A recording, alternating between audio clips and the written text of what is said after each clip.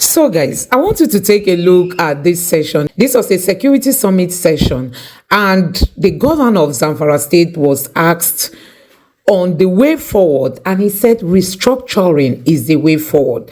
This came as a very big surprise to me because we know that the North has always, opposed restructuring, but now they are waking up to the reality.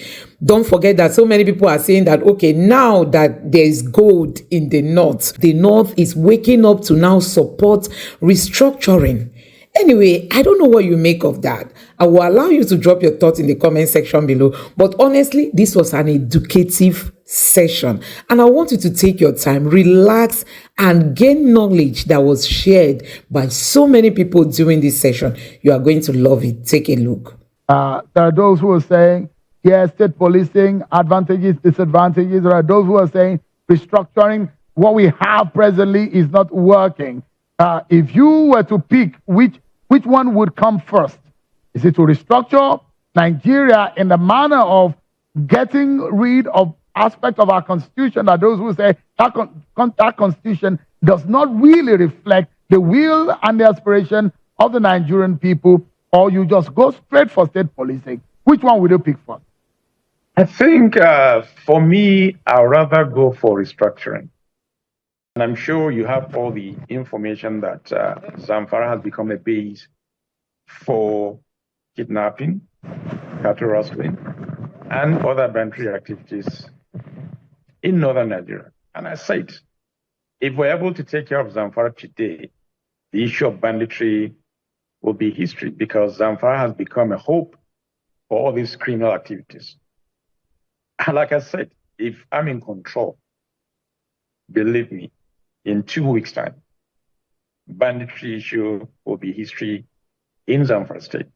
And that, same applies to all the governors of northern Nigeria and even beyond. So you will like state police? In a way, yes. It has advantage and disadvantage. But to some extent, yes, I do want to have that control, because if I do, then I know exactly what to do, because we understand the environment very well. We live with these people. We know where they are. So getting them is not an issue. We have the intelligence. We have everything. Well, what is frustrating? What would you say is frustrating you the most in all of this? What would you say is more frustrating? On one hand, you do not have full control, but aside that, you say you have intelligence. Sharon, political interference is the major factor here. If we don't have that, believe me, the military, they have the capacity to crush anybody. Remember, we do have our forces in Liberia, Sierra Leone, and they did excellent, very well. That is even in a foreign country. Talk less of here that will understand the terrain very well. So we have what it takes. They have the capacity to do that. But the major challenge is the political interference. We are playing with human lives. Everything is political. Why is it so? For goodness sake. Why can't you face this head on? If we're able to do that and take care of all the lapses, believe me, that will change a lot of things for this country for the better. So I choose restructuring. What does restructuring mean for you, Governor Lawal? Well, you just look at the 1999 Constitution and look at issues where, in fact, for example, issue of security.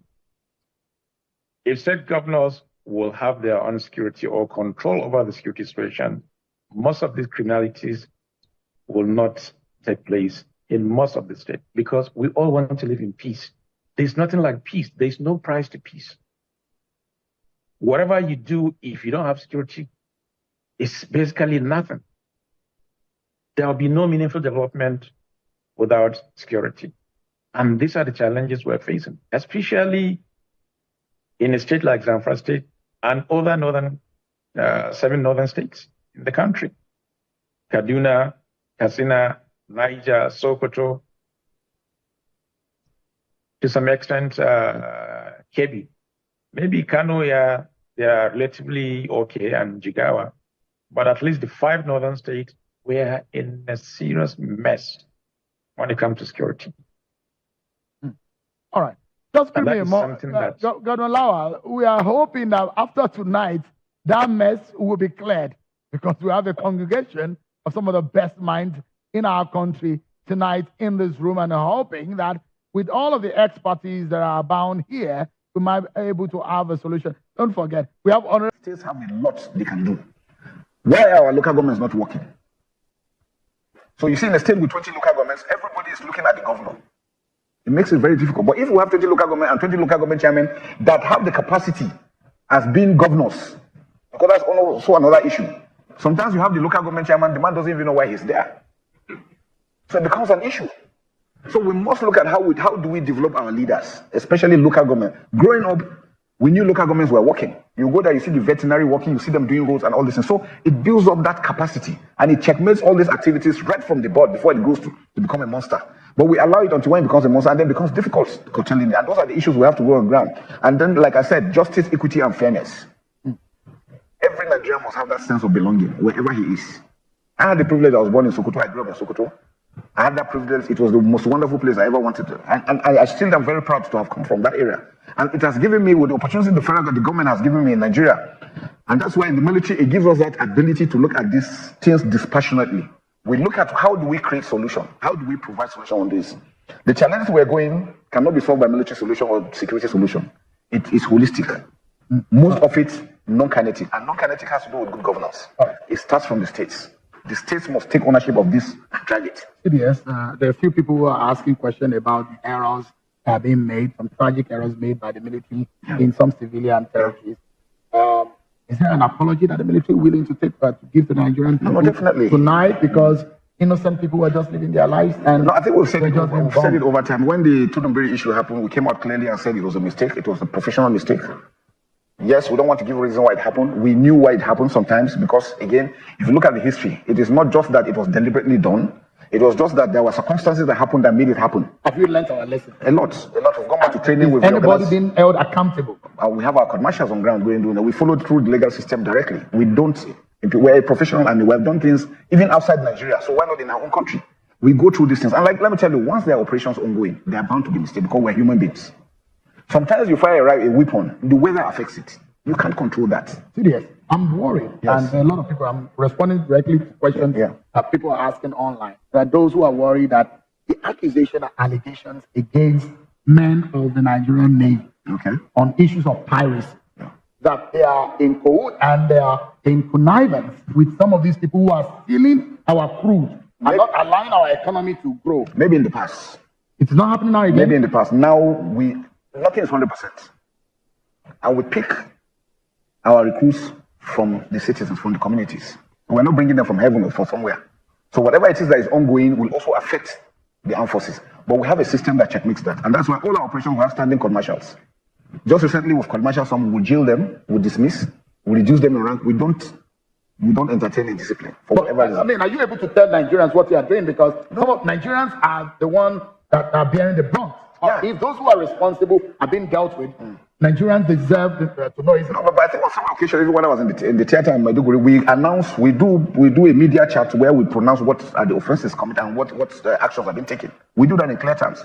And if we get the police, the prison, they will tell you the military people that have been jailed for issues on that. We do that sort of thing. Give me a moment, everyone.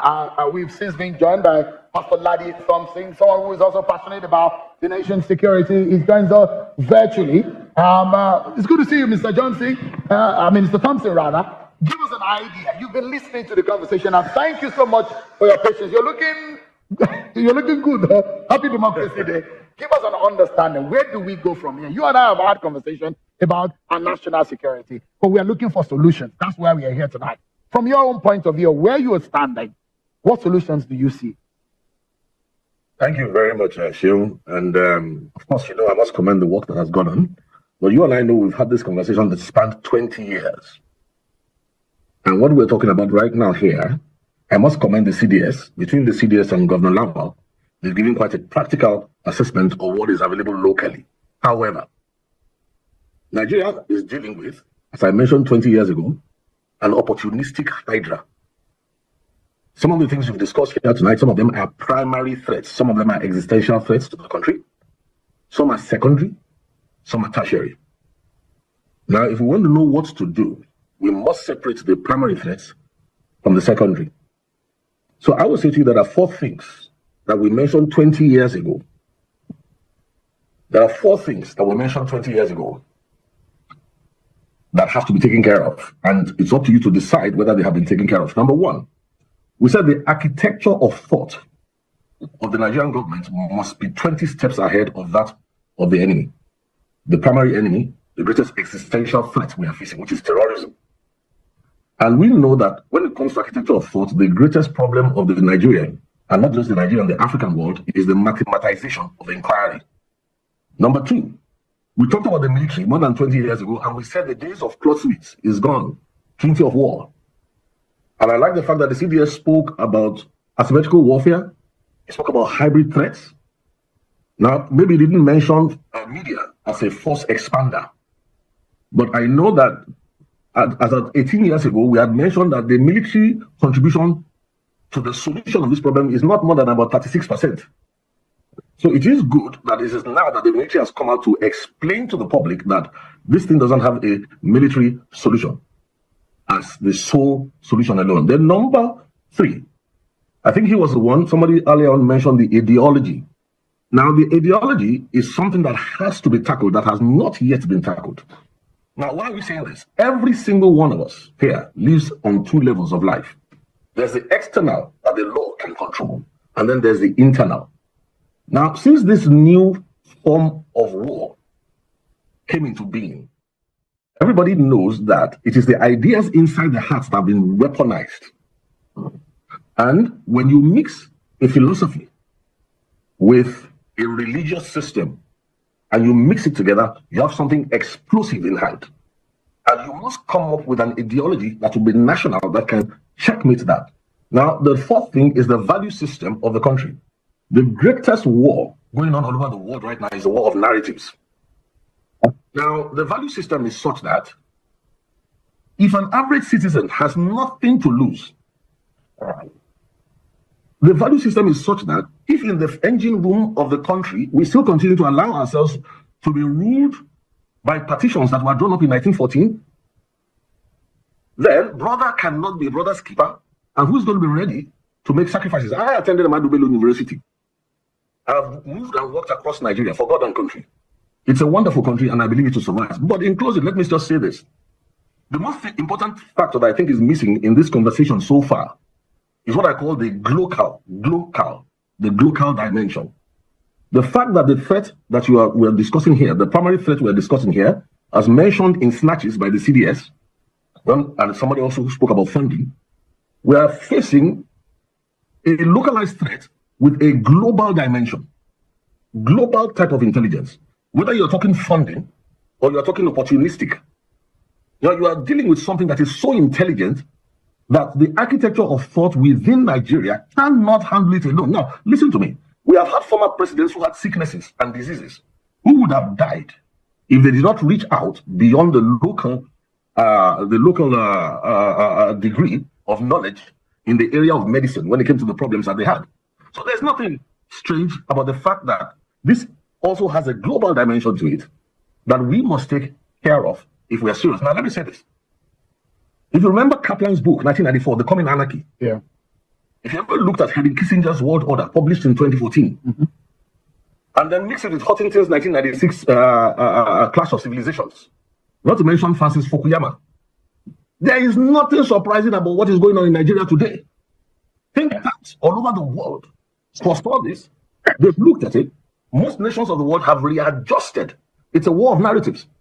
They've readjusted to match this thing, and we are still waiting for Nigeria to realize that it is a global problem. Global, not local, but global. It's a localized space of a hydra. And part of the challenge we have right now, you heard Governor Lawal speaking diplomatically. The reason why Governor Lawal has to be diplomatic is because we are losing the war of narratives.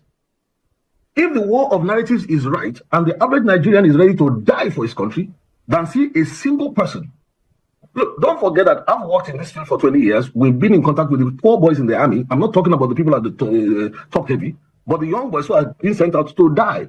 When even people like us can already see that if you go out this way without equipping them with this and that, these boys are going to die. So I'm just saying that for this town hall to yield the proper food, we need to bring in what I call the global. That is the global inputs behind the localized form of the threats. You know, I thank God the CDS already spoke about hybrid threats. He spoke about asymmetrical warfare. He spoke about foreign funding. And I'm saying to you that what you're doing right now actually covers what we call the force expander, where media is a force expander. Let me remind us, as you are listening to this program, the whole of this nation is listening. The leaders who are the greatest enemies of the country are also listening. And I want to tell you something. There is no point if your enemies are already deploying artificial intelligence and they listen to us speaking at this level. In fact, after doing all we have said, they even draw more conclusions and then push some buttons to advance this. So please, let's add the local to this, and then there will be tomorrow for us and our children's children. Thank you. All right. Thank you so much, Pastor Ladi Thompson. The last time I saw you, there were no gray on your beard or your eyebrow, but a lot of things changed. Thank you so much for this insight there. There are a few people in the room that I'll be bringing quickly and allow the panelists to be able to respond to some of those questions. I know we do have Mr. Paul Alaje. He's an economist. If you could please go to the microphone so that we can get your views on this situation. Yeah, thank you so very much for having me. My question, I want to build just a background to this. I understand that states that have more insecurity, I compare them with the reports regularly shared by the National Bureau of Statistics. What is common between these states is poverty. States that are poor seem to have more insecurity. And it's not just in Nigeria. Countries that are poor also have insecurity challenges. How do we solve the problem of hunger, of deprivation in our states and create more opportunities? I also want to ask questions. When I was much younger, when I was in primary school, I remember my father would bring me out and tell me to watch television. That time, television don't start until 4 or 5 p.m. with several colors on our TV screen. So if anyone has committed crime, it was in the public domain. There were examples, and parents will tell their children that if you do what is wrong, what I've not told you to do, this is what may happen to you. Now, this generation feels, oh, that's stretch, we don't do. But how do we bring out some examples to say that people that have done wrong were truly, this is the end result of people that have done wrong? Again, I also think people who have worked for government, for instance, I don't want to speak about private sector. And these people have worked so well, they've committed their life in the police and the military at different parts, different departments, different agencies of government. But when it comes to rewarding them in terms of paying their gratuity, pension, and so on and so forth, we will see them queue for long. We will see them fight. Some of them will even lose their life. What are we now telling people who are currently working for government or who are not even working for government? What kind of future are we creating for them? Do we say that if you work or you do good things, you are going to have positive results, or if you don't? So all of this is there is an handshake between economy and insecurity. We'll be a real system from Lagos to Kaduna. The terrorists came and removed some of the tracks. So insecurity stopped the project. So if you build an economy without security, economy will not function. If you build security without economy, it will still not function. How do we have this smooth handshake, especially issue of poverty and hunger? Thank you very much. Needed. He made some recommendation. He says there's a need for an increase in annual recruitment quota from 10,000 to 20,000. He's also saying that the Nigerian police requires an additional 190,000 personnel to be at par with the United Nations recommendation. Don't forget, the ratio is 1 to 450 police officers to 450 citizens. So let's go further and let's give an understanding of just what we have on our hands. Of course, we do know the number of police officers, but a lot of people will say, do they have the capacity, numbers to police Nigeria? These are major questions on the minds of everyone. These are some of the major security challenges of our nation today. Lack of funding, inadequate personnel, manpower, ineffective legal framework, lack of intelligence coordination, inadequate intelligence gathering and coordination. Those are the times they will say fifth columnist within the security network and infiltration are some of our major problems. But again, we have some major threats across the country. One region with its own problems, which the security agencies say they are working towards. We have the militant Islamic groups, criminal gangs, head of farmer-related violence, militant Biafran separatists, piracy, security sector violence against civilians. These are some of the security threats that we're talking about today in our nation.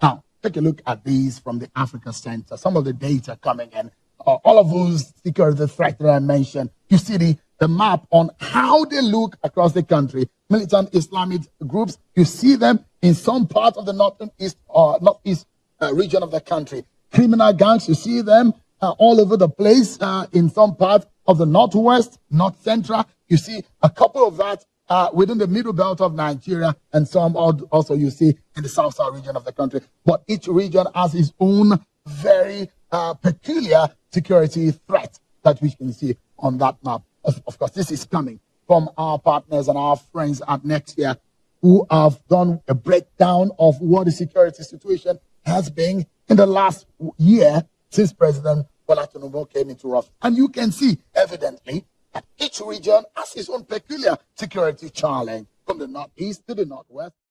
Number one thing is that if you ask me this question in 1974, it would be an easier question to answer. Because by around that 1974, we had the Nigerian police force that was doing the A to Z of what it's supposed to do.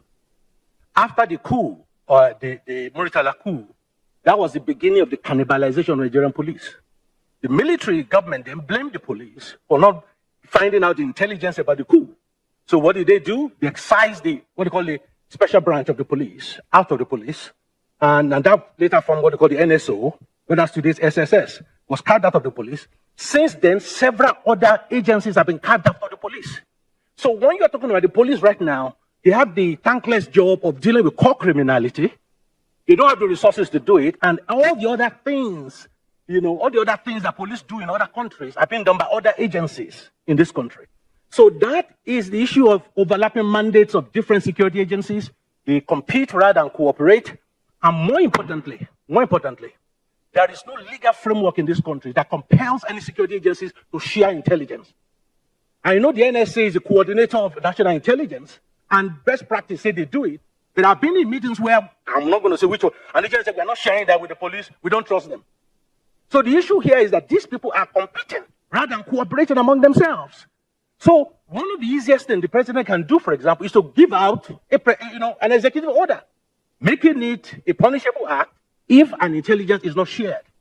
Right now, if you don't share an intelligence, you've not committed any crime. Well, in the United States, there is a Department of Homeland Security.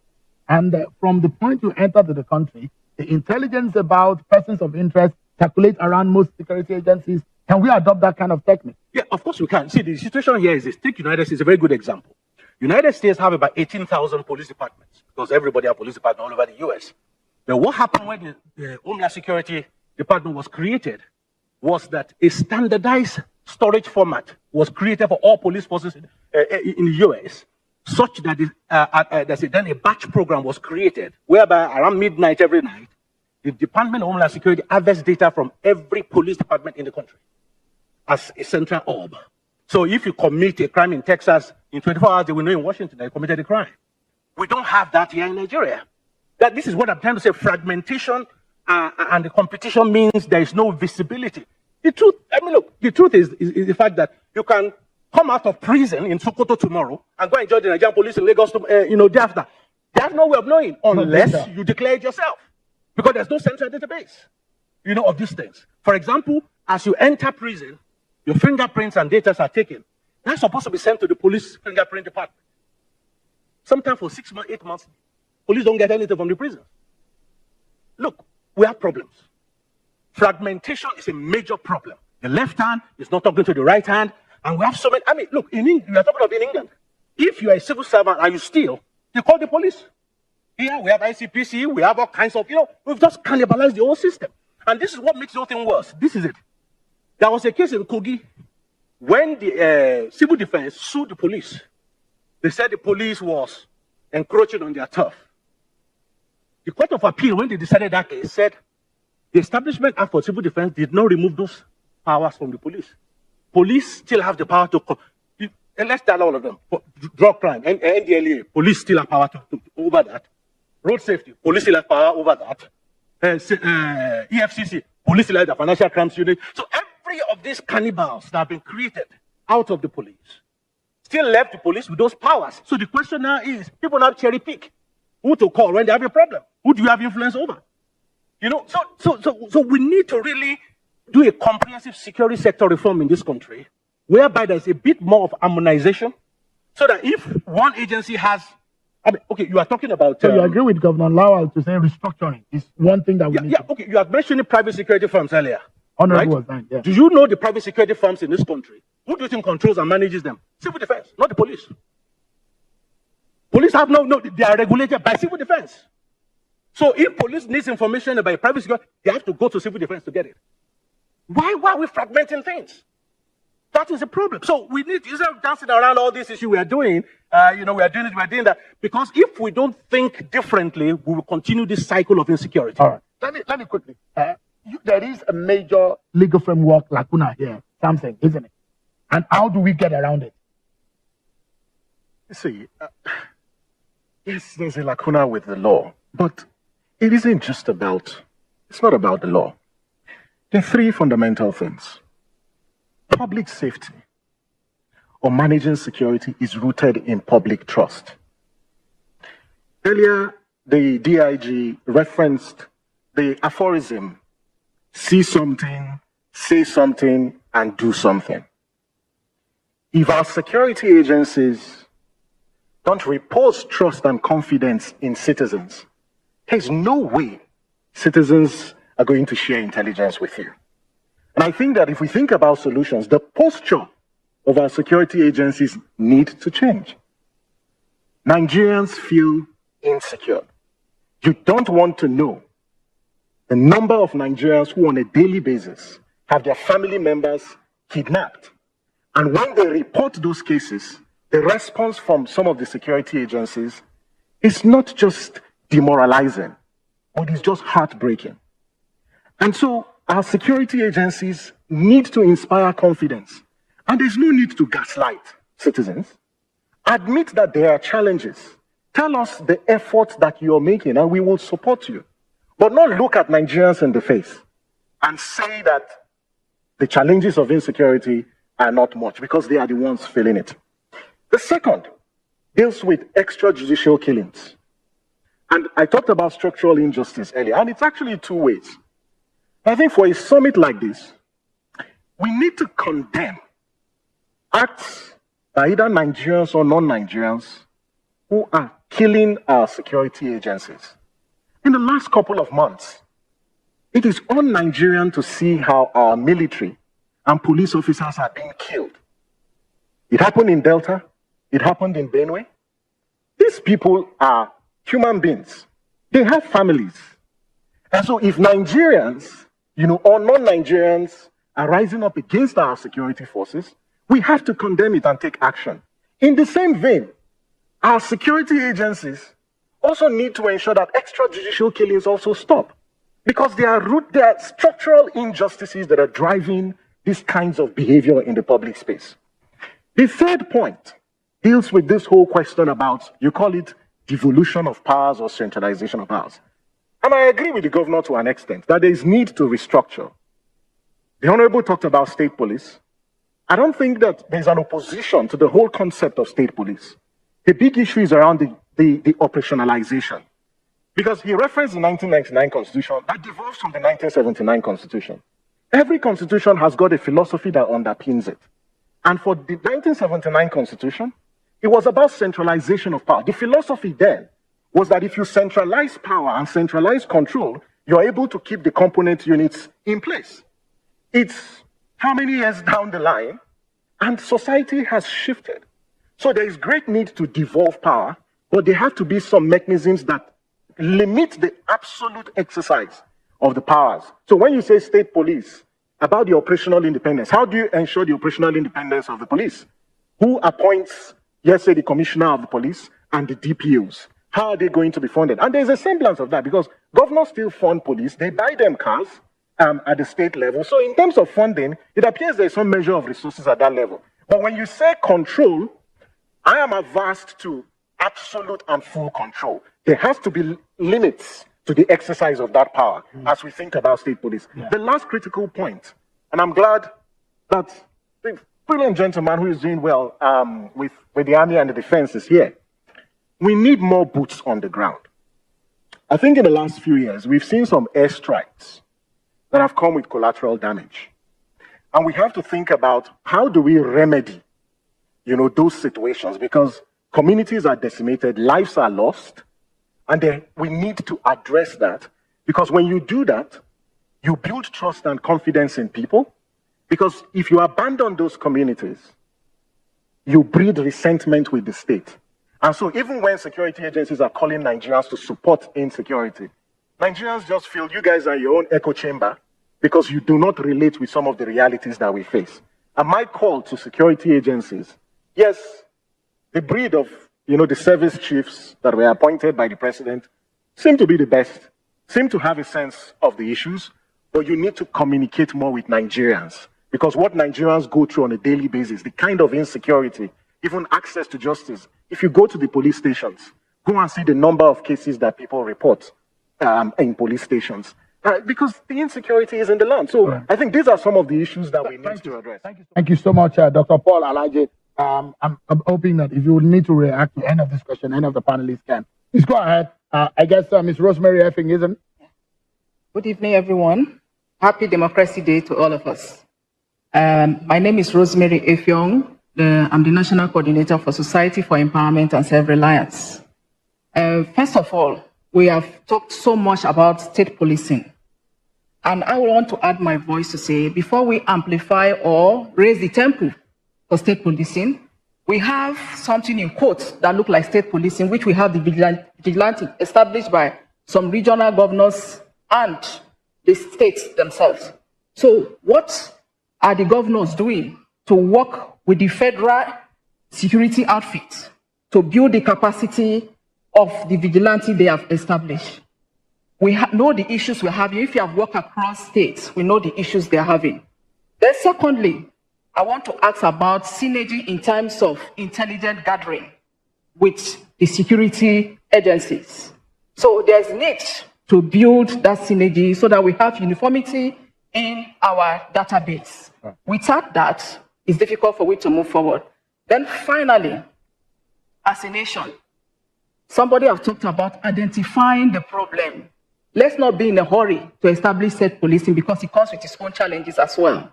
So we have identified some issues. Let's start addressing the basics because every political pronouncement has economic implications. We are struggling with minimum wage now. We have not been able to get a headway. Labor is dragging, government is dragging. The poverty index is very high. So if we don't address the basics, we'll not be able to get it right when we get there. Thank you. Thank you so much, Ms. Effiong. I understand that Michael Ekweme is standing by. Please go ahead. Good evening, everyone. I think the major problem is from the governors. And I want to ask a question. The security votes the governors take, is it for their personal use or for the state? Because I think if they are using the security vote properly, then a lot of things will be addressed. Now, you come to most of the police stations, you come to a divisional police station, they will have only one patrol vehicle. So how can they tackle criminality where you have one patrol vehicle in a police station? Now, I also think they should have a police filling station whereby the policemen can go and sign for their patrol. The policemen tax the citizens to buy fuel to go and patrol. So you don't expect a policeman after taking money from the citizen to start patrolling morning, afternoon, night. So if there is adequate provision for the security, for the police people, they are going to do effective policing. You also come to the local government. At times, the governors give them benchmark for the security vote, maybe 4 million, and they don't triple them to the DPO. You come to some states, you see that the commissioner of police don't even have official cars. Like our DIGs here, the police have another system. At this is level, has experience for policing for a long time. But very soon you see that they will retire all the DIGs and bring somebody, a CP or AIG, and make him an IG.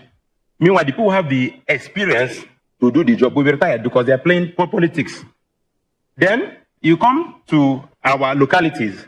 When you give information about a criminal to the police, tomorrow they assassinate a person because he's not protected. All right. Then we also lack values. You now see today, you see a young boy, a young girl in SS1, E1 using an iPhone of 1.5 million naira. What is he doing? Then other people are trying to emulate. Everybody wants to live a big life. People are not being questioned. How did you make your money? All right.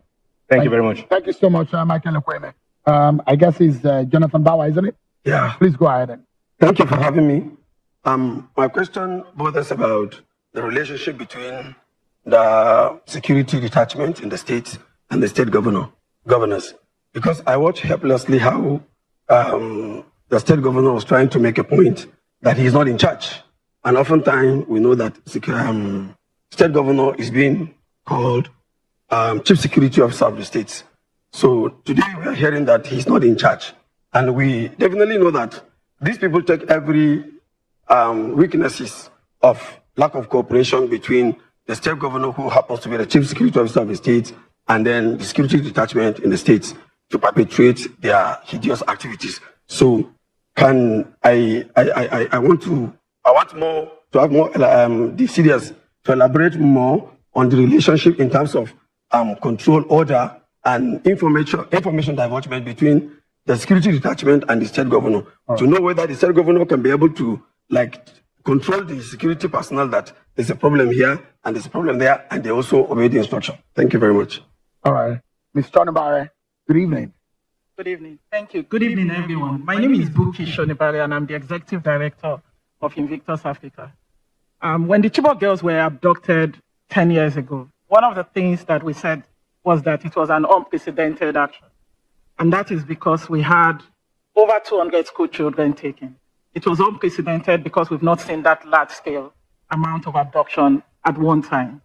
Now, between 2014 and 2024, 10 years on, since the Chibok girls were abducted, we've had at least 35 abductions of school children that has led to over 2,000 school children that were abducted in those cases, if not more. Nigeria is party to the Safe School Declaration. So my question to the security agencies here is that what measures are being put in place to ensure the minimum standard, at least, of security and safety of schools so that children can enjoy the right to education without diverging sensitive security strategies? Are there measures being put in place to make sure that we don't have a repeat of Chibok girls abduction or all other large-scale abductions that we have seen in recent times? And lastly is to ask about the missing persons register. One of the things that came up following the abduction of the Chibok girls is the fact that Nigeria, we don't have a missing persons register. And yet every day we see that the military rescue people who have been abducted or kidnapped at one time or the other.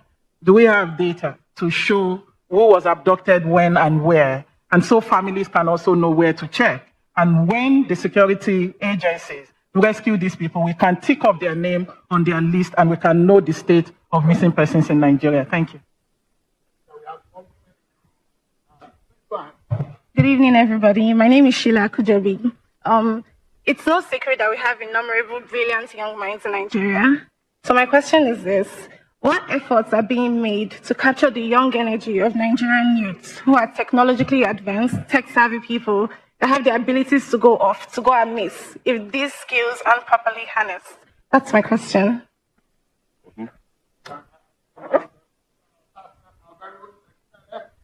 Thank you. Thank you, Shehu. The Chief of Defense Staff, I congratulate you for your boldness to come to a gathering like this and to share your very dynamic, intelligent presentation. But my question is for you, and then I'll go to the DIG. Sir, how do you rate the interagency rivalry and overlapping responsibility that impacts the efficiency of intelligent operations in Nigeria? That's for you. For the policeman, sometimes you speak as though you're going to arrest everybody here, but let me ask you, sir, what are the measures that the police is putting in place to take care of the most vulnerable in our society? Do you know what to do when a person with disability is arrested? Do you know how to take care of him? What are the measures that you have that the community of persons with disability can beat their chest to say, the police will protect me if and when I need such protection? Thank you.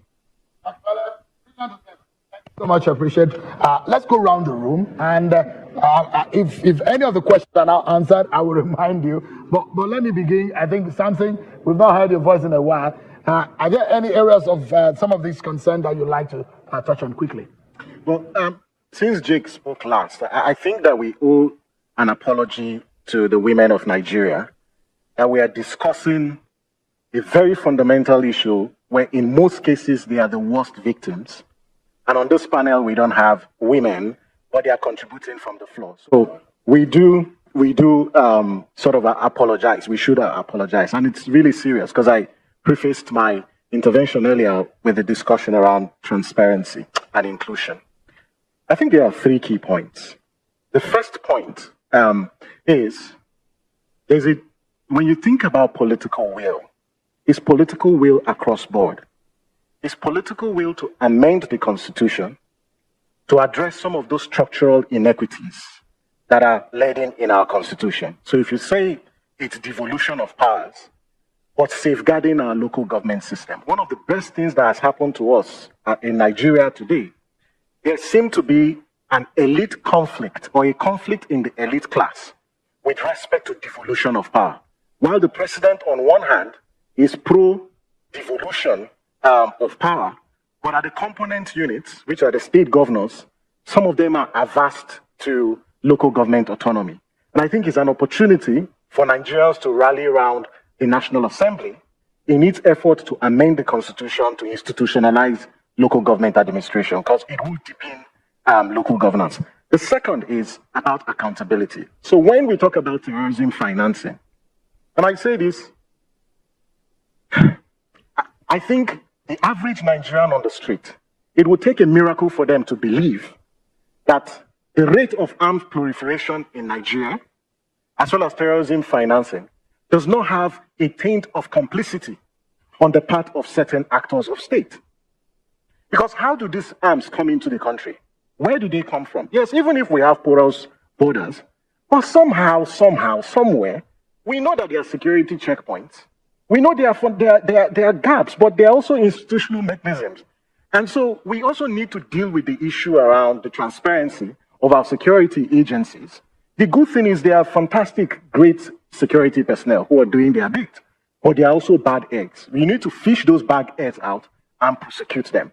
The last point is about accountability at the state. Of course, when you talk about addressing poverty, how do you address poverty? When only one governor, a former governor, in a state in Nigeria, went to a school, an American school, and paid how much? Over $700 and something thousand a head for 10 years, right? The state decided to act. What happened? They appropriated the judiciary to prevent prosecution. Now, it's at the heart of it, because if that money was used to create jobs, was used to address the health challenges in that state, perhaps this question about addressing poverty would have been addressed. It's the same thing when you look at the governors and you talk about security vote. At the state, we talk about the National Assembly. You mentioned the state houses of assemblies. How many state houses of assemblies are so independent to limit the excesses of the governors at the state? So if we think about broader structural reforms, even when the National Assembly passed autonomy for state houses of assemblies, do you know what happened? Some of them did what? Rejected it. Even when there was an executive order that monies should be transferred straight to local government chairmen, do you know what happened? Some local government chairmen, after they got the money, they came back to the governors and said, this is the money that we received. And so it tells you that we need to strengthen accountability at the local government level, especially limiting the excesses of the governors. But Shem, we can't end this by not raising the question about socialization around who has a responsibility for security. And I think one big takeaway from here for Nigerians who are listening is that you have a role to play in this entire security architecture. It's not just for our security agencies. Our security agencies have their own role, but as a citizen, you also have a role. And one of those roles is to ensure at the state you hold your governors to account for some of the monies that they are not accounting for, and they are using them to fight inter-elite wars. Quickly, because we are totally out of time, I like our interventions to be quick so that we can. Dr. Omale, please go ahead. The link between economics, between poverty and insecurity. Yes, it's one of those things I said earlier. And I think the easiest way to do it, like I was saying, is that the security agencies are doing a good job of fighting insecurity. The government policies are dumping more people into the pool of insecurity. So one of the easiest ways, which can be done by executive order easily, is for the government to insist every major policy of government must be backed up by security impact assessment. For example, let's say the custom says we want to increase tariff on imported cars by 300%. If you do a security impact assessment of that policy, that may mean that, hold on a second, car theft will go up by 20%. 2 million more cars will be stolen every year. So confronted with that, the government will have to decide whether that policy will go ahead. And if they want it to go ahead, it might mean to say, okay, police, here is 2 billion, strengthen your car theft unit before we introduce the policy. But the whole idea is for government to understand that every policy has security impact. Right now, that's not been done. So the security are fighting the bad guys, but more people through necessity or through poverty are being thrown or being predisposed to being used for that. And that's the first thing I wanted to say. Now, somebody asked a question about the youth. One of the things that is missing within our internal security setup in Nigeria is the liberal use of technology. That is a major failure. There are predictive tools. I mean, for example, I was once showed a system whereby you mount it, and within a 6-week period, it will, maybe money on the main road, within a 6-week period, it will give you, based on AI, will tell you averagely how many cows passes that road every day, how many motorcycles passes that road every day, how many human beings passes that road every day. Suddenly, if 50 motorcycles shows up, that's then we flag it immediately. Early warning system. Now, hold on a second, this is unusual. So the idea of Boko Haram on 100 of them on 100 motorbikes invading a village wouldn't happen. So there are tools and technologies that can be used as early warning system, which we can use the abundance of our youthful energy in this country to leverage. And lastly, police sector reform. Police reform is absolutely essential. And I think that area needs to be given a boost by this government. I know they are working on something in that regard, but we need to see concrete action to show that they are working to make our police even more better. Thank you. Thank you so much. DIG, your intervention. Would you like to touch on a few of these issues? But yeah, I can. Thank you, Sharon. One of the discussants talk about missing person register. Missing person register is an item that is always in each and every police station and divisional headquarters. Once there is a reportage of whoever is missing, it will be recorded, and at the end of the month, it will be disseminated and forwarded to headquarters as a return. And that department is under research and planning for statistical data. So there is a missing persons register. So there is missing person register. Then the issue of how safe our school should be, somebody should remember what we have. We have Safer School Initiative, where the members of the communities and the police personnel there and each security agency there are trained on just a one-day workshop where we have community safety officers, where there will be a sharing of information. When you look at Chibok girls that were taken that time, before the terrorist strike, they went there, they met a Shushaina and asked him, there is a school around this area, and he refused to answer them. Assuming that initiative is already on, he will have been trained, he will have passed that information to the police and other security agencies, and things will have been abated. Proactive policing. All right. Additionally, again, finally, even the same issue of that same Chibok girls, if the girls too were equally trained that in case there is any emergency or anything, this is the muster point, this is where you will be. It will have been. So guys, you can see it that this session was really loaded. It was really loaded because we know that economically Nigeria is down. I mean, all round Nigeria is down since Tinubu came into power. And we are just looking for solution to the challenges Nigeria is going through now. And I think this session was really, really an educative one. It is knowledge pack. You can see it for yourself that this session was really knowledge pack, and people are giving their own ideas on the way forward. The question remains, who is willing to implement all this?